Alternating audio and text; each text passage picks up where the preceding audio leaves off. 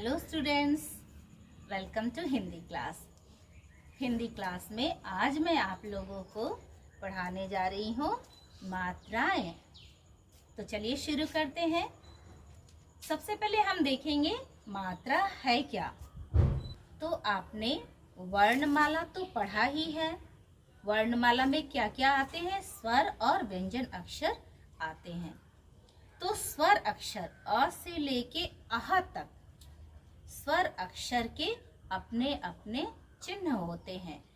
उन चिन्हों को ही हम लोग मात्रा कहते हैं। तो स्वरों के यानी कि अ से लेके अह तक स्वरों के जो सांकेतिक चिन्ह होते हैं उनको हम मात्रा कहते हैं। देखिए मैंने बोर्ड पे भी लिखा है, स्वरों के सांकेतिक चिन्ह को मात्रा कहते हैं। सारे स्वरों की अलग अलग मात्राएं होती है। तो मात्राएं लिखने से पहले, चिन्ह लिखने से पहले हमको क्या करना है? स्वर अक्षरों को लिखना है। तो सबसे पहले हम स्वर अक्षर लिख लेते हैं, उसके बाद उसके चिन्हों को लिखेंगे। हमारे स्वर अक्षर हैं अ, आ, इ, ई, उ, ऊ,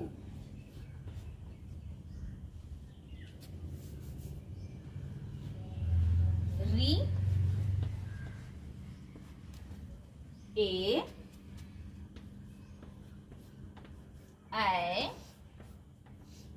ओ,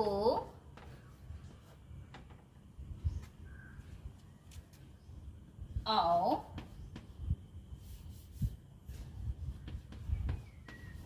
औ, अं, अह। स्टूडेंट्स, अ से लेकर अह तक वर्णमाला में हम लोग स्वर अक्षरों के रूप में पढ़ते हैं। इनके चिन्ह बनते हैं और वही चिन्ह हम लोग व्यंजनों में लगाकर पढ़ते हैं। देखते हैं, अ स्वर का कोई भी चिन्ह नहीं होता है, बल्कि अ सारे व्यंजनों के साथ पढ़ा जाता है। अब आप बोल के देखिए, क, ख, ग, ये सब व्यंजन वर्ण है ना। और इनको पढ़ने के बाद आखिर में लास्ट में क्या आ रहा है? उच्चारण में कौन सी ध्वनि आ रही है? आ रहा है। क, ख, ग। तो सारे व्यंजनों को जब हम बोलते हैं तो अंत में, लास्ट में अ की ध्वनि सुनाई देती है। तो अ की कोई मात्रा, कोई चिन्ह नहीं होता है, बल्कि ये सभी व्यंजनों के साथ बोला जाता है, उच्चारित होता है। अगला लेटर है आ। आ का चिन्ह अंग्रेजी के टी लेटर की तरह इस तरह से बनता है, आ का चिन्ह। और इसको पढ़ते हैं आ ही पढ़ते हैं इसको। छोटी, छोटी का चिन्ह इस तरह से अंग्रेजी के छोटा लेटर एफ की तरह बनता है।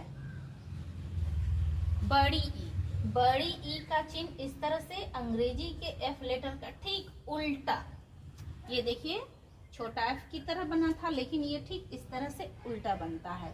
सबसे पहले हम टी बनाते हैं और इसके ऊपर इस तरह से टोपी की तरह इस तरह से बना देते हैं। अगला लेटर है उ। ऊ का चिन्ह इस तरह से बनता है, देखिए इस तरह से। और ये कहाँ लगता है? अक्षर के नीचे, पैर में लगता है। नेक्स्ट लेटर बड़ा ऊ। बड़ा ऊ का चिन्ह इस तरह से बनता है और ये भी अक्षर के पैर में नीचे लगता है। री, री की मात्रा, री का चिन्ह अंग्रेजी के सी लेटर की तरह बनता है, इस तरह से। और ये मात्रा भी व्यंजन अक्षर के पैर में यानी कि व्यंजन अक्षर के नीचे बनता है। ए, ए की मात्रा इस तरह से बनती है और ये व्यंजन के सिर के ऊपर, व्यंजन के ऊपर लगती है। ऐ, ऐ की मात्रा में इस तरह से 2 मात्राएं लगती है और ये मात्रा भी व्यंजन अक्षर के सिर के ऊपर बनती है। ओ, ओ की मात्रा देखिए, अगर आप अ को ढक लेते हैं तो ये मात्रा दिखाई दे रही है। सबसे पहले ओ की मात्रा ऐसे टी जैसे बनाकर और एक डंडी ऊपर ऐसे लगाते हैं, ये ओ की मात्रा बन गई।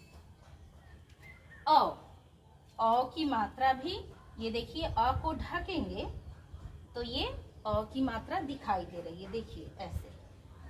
तो सबसे पहले हम ऐसे टी जैसे बनाएंगे और फिर इसके ऊपर ऐसे 2 डंडी इस तरह से लगाते हैं, ये अ की मात्रा है। अगला लेटर है अंग।